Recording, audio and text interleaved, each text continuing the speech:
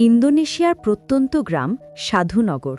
এই গ্রামের মাটির নিচে পুঁতে রাখা হয়েছে অগণিত অভিশপ্ত লাশ। রাত নামলেই লাশের খাটিয়ায় মৃতদেহ নিয়ে বের হয় একদল রহস্যময় লাশবাহী দল। ভুল করে যদি কোনো মানুষ তাদের দেখে ফেলে তাহলে তার আর বাঁচার কোনো সুযোগ থাকে না। অদৃশ্য কোনো শক্তি এসে তাকে হত্যা করে নির্মমভাবে আর টেনে নিয়ে যায় জঙ্গলের গভীরে। আজকের গল্পটা শুরু হচ্ছে ঠিক সেই অভিশপ্ত গ্রামের এক ভয়ঙ্কর রাত থেকে। 10 বছর পর জিয়া ফিরে আসছে তার গ্রামের বাড়িতে। তার সঙ্গে আছে তার ঘনিষ্ঠ বন্ধু তিতাস। সে এতদিন পর গ্রামে ফিরছে কারণ তার মা মারা গেছে, আর সেই তার মায়ের অন্ত্যেষ্টিক্রিয়ায় যোগ দিতেই মূলত এখানে এসেছে।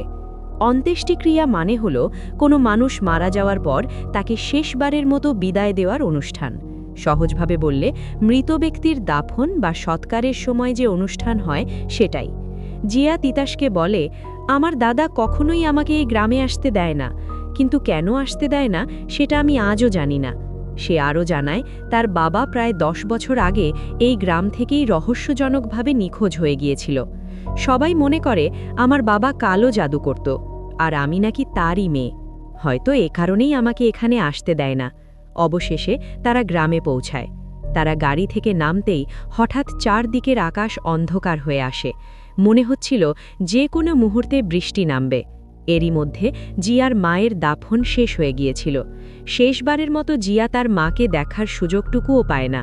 তার দাদা দনং জিয়াকে দেখে খুশি হন না, বরং তাকে দ্রুত গ্রাম ছেড়ে চলে যেতে বলেন, আর বলে, আমি তোকে এখানে আসতে বারণ করেছিলাম, তারপরেও তুমি এখানে এসেছো কেন? জিয়া অবাক হয়ে বলে, তুমি আমাকে বাড়ি থেকে এভাবে তাড়িয়ে দিচ্ছ কেন? আমি এখানে আসলে তোমাদের সমস্যা কোথায়?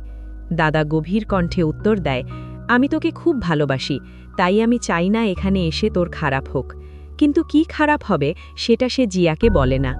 এদিকে গ্রামের সন্তু নামের এক ব্যক্তি গ্রামে এসে সবার উদ্দেশ্য বলতে থাকে, আমাদের গ্রামে কালো জাদু করা এডার মেয়ে জিয়া এসেছে।